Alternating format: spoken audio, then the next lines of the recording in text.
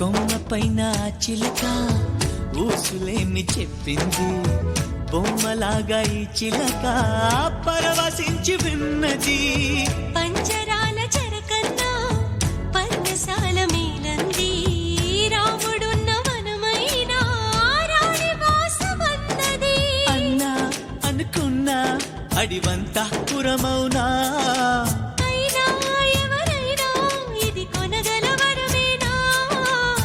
నిరూపించుకొని నీ ప్రేమే నా ప్రాణమని, నివేదించుకొని నీ ప్రేమకి నా హృదయాన్ని.